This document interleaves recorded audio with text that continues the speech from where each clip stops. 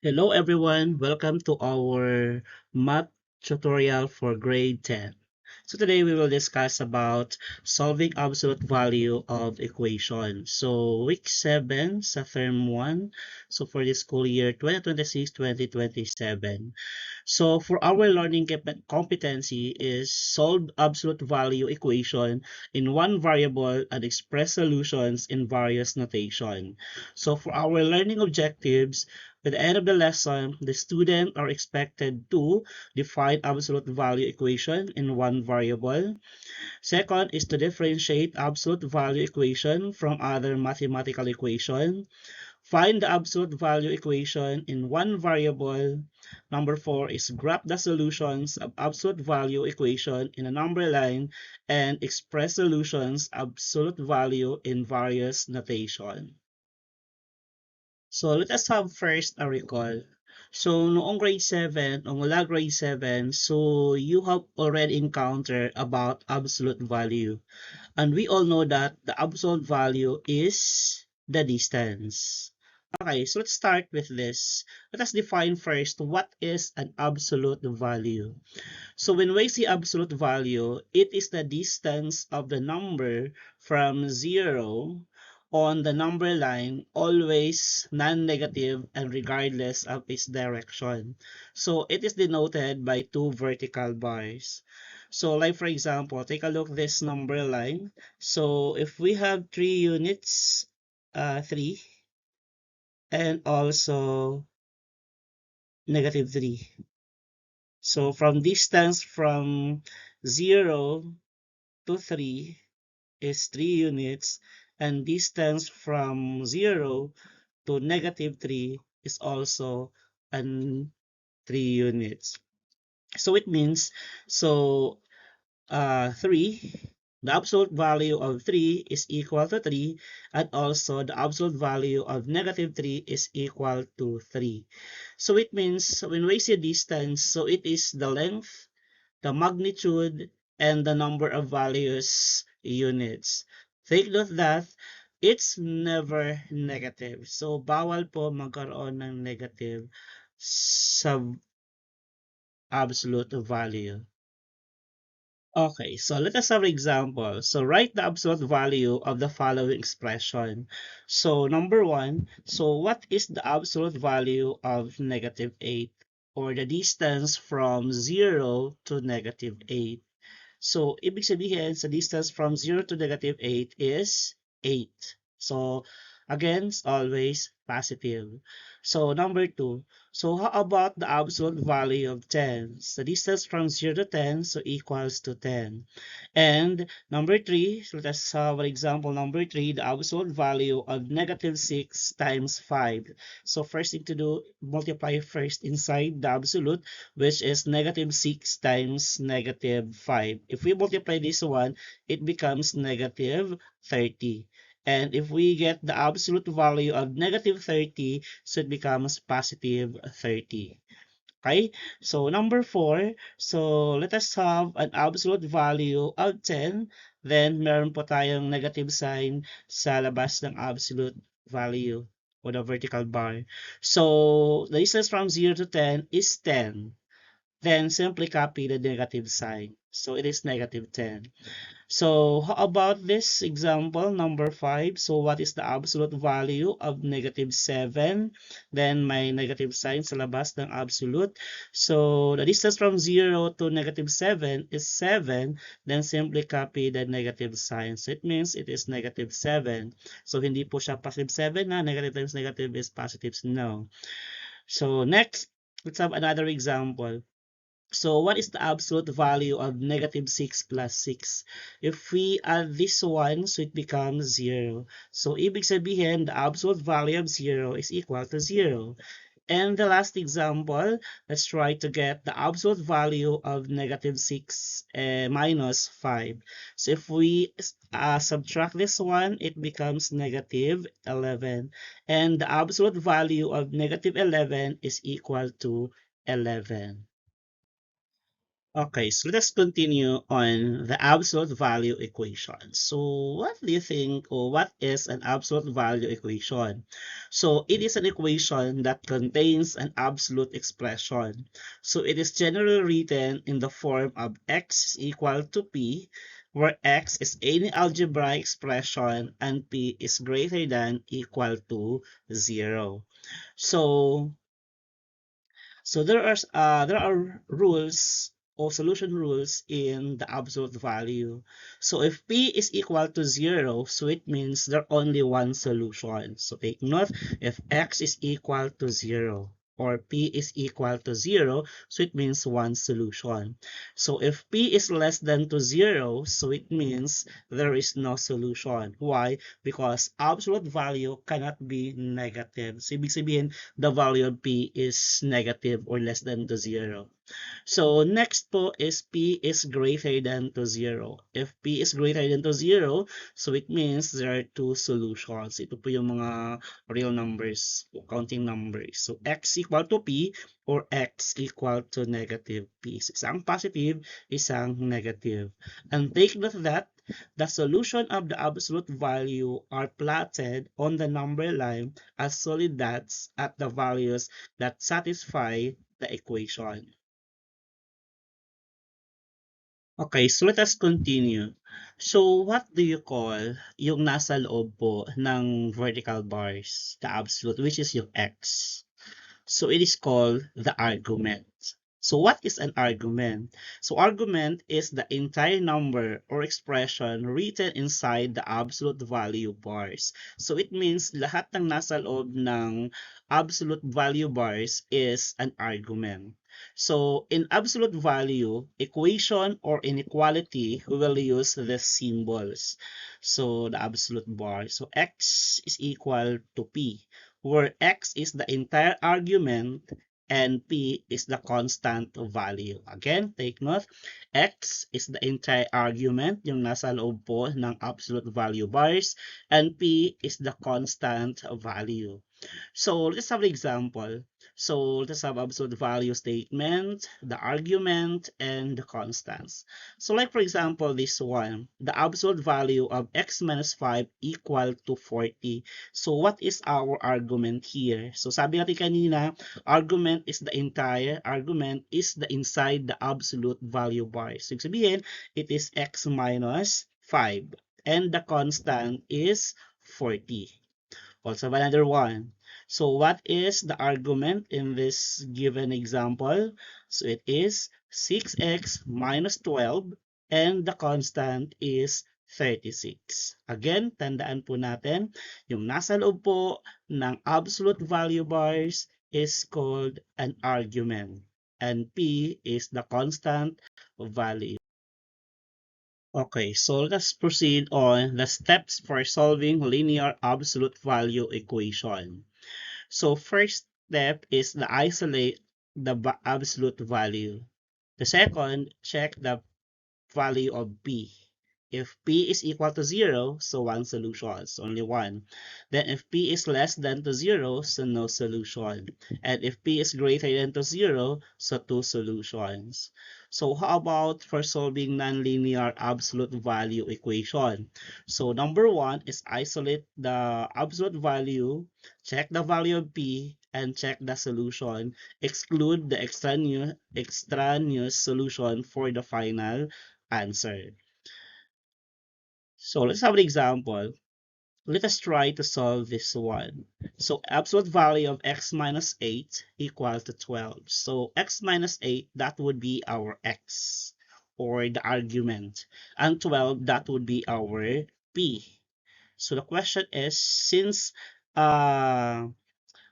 natin is 12, so it is greater than to 0, so it means there are two solutions.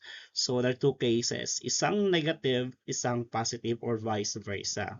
So let us proceed. So isolate natin. Step number 1 is isolate the absolute value. So it becomes x minus 8 equal to 12. Then the other one is x minus 8 equal to negative 12 kasi isang positive, isang negative. Then transpose. So it becomes 12 plus 8. Kapag ilipat natin si negative to the other side, so it becomes positive. So 12 plus 8 is equal to 20. And another one sa kabila naman is transpose si negative 8, so it becomes positive. Then negative 12 plus 8 is equal to negative 4. So now, what is our solution set in this equation or absolute value?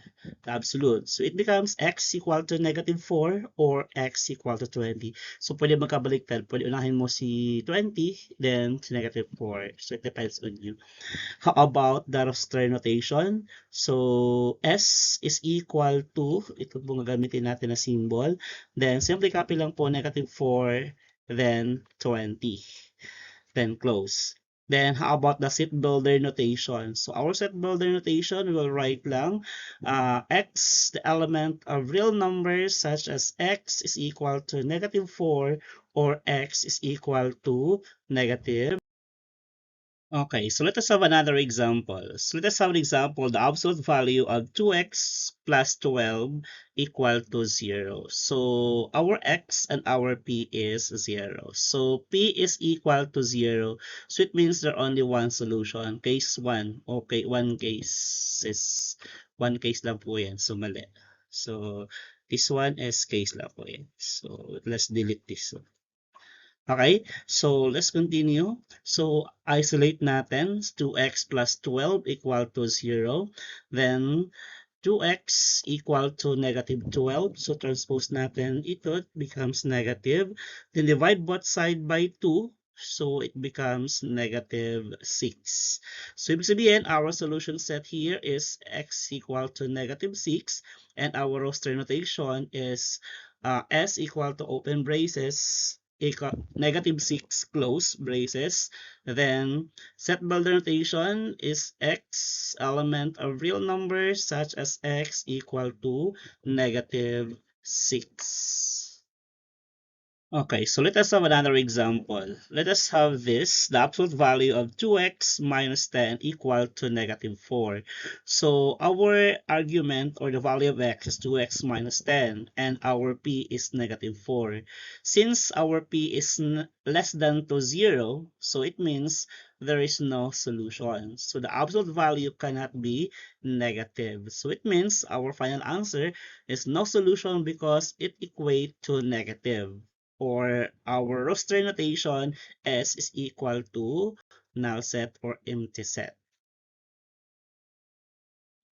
Okay, so let us have another example. So 8x plus 20, the absolute value of 8x plus 20 plus 3 equal to 31. Step number 1 is isolate first the absolute value. So transpose natin si 3 to the other side. So combine po natin. So it becomes 28. So 31 minus 28. So 31 minus 3 is equal to 28. Then, since p is greater than to 0, so it means we have two solution o case number 2. So, isang positive, isang negative. So, let's try first yung positive. So, 8x plus 20 equal to 28 and the negative naman po is 8x plus 20 equal to negative 28. So, transpose natin si 20 to the other side. So, it becomes negative 20. So, 28 minus 20 equal to 8. Then after that, so divide po natin siya by 8. So to eliminate the coefficient of x, so x equal to 1. So isa naman po is transpose si positive 20, so it becomes negative 20. Then negative 28 minus 20 is negative 48. Then divide both side again by 8 to eliminate the coefficient of x. It becomes 8 is equal to negative 6. So now, what is our solution set? So our solution set is x equal to negative 6 or x equal to 1. Then our roster notation is s equal to negative 6 to 1 or 1 to negative 6. Still the same pa rin po yan. And our set builder notation, it is x element of real numbers such as x equal to negative 6 or x equal to 1. Okay, so let's have another example. So about nonlinear, so the form of quadratic. So absolute value of x squared plus 2 equal to 6. So since p is greater than to 0, so you have two solutions. So isang negative, isang positive. So let's try first positive x squared plus 2 equal to 6 and then transpose po si positive 2 dito, so magiging negative. So 6 minus 2 is equal to 4. Then extract the square root, so it becomes positive or negative 2. So, or yung isa naman po, x squared plus 2 equal negative 6 naman. If we transpose positive 2, so it becomes negative. Again, dilipat lang natin dito, so naging negative. So, negative 6 minus 2 is negative 8. Then extract the square root. Since there is a negative sa loob po ng radical sign, so it means x is an imaginary, so it means there is no real solution. So it means our solution sets here is x equal to 2 and x is negative 2, this one. So, isang positive, isang negative. Then, our roster notation is 2 to negative 2 or negative 2 to 2. And our set builder notation is x element r such as x equal to 2 or x equal to negative 2. So, ito hindi na included kasi because there's no solution.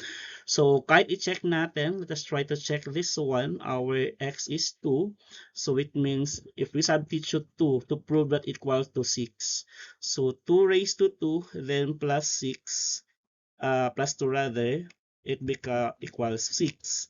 So 2 raised to 2 is 4 plus 2. So plus 2 is equal to 6. Then 6 is equal to 6. So it is correct. So how about yung negative 2? So negative 2 raised to 2 plus 2 then equal to 6. Then negative 2 raised to 2 is 4 plus 2 then equal to 6. So, the absolute value of 6 is still 6 pa rin. So, sabihin, our solution set is 2 or x is equal to negative 2. Okay, so let us have another example. So, it is a quadratic again. So, since p is equal to 0, so we have only one solution. So, again, our p is 0. So, one solution lang. So, how to solve this one? So, apply our knowledge in factoring. So, isolate first the absolute value. Then, what is the factor of 12? Kapag pinag-add natin is 7. So, we have only 4 and 3.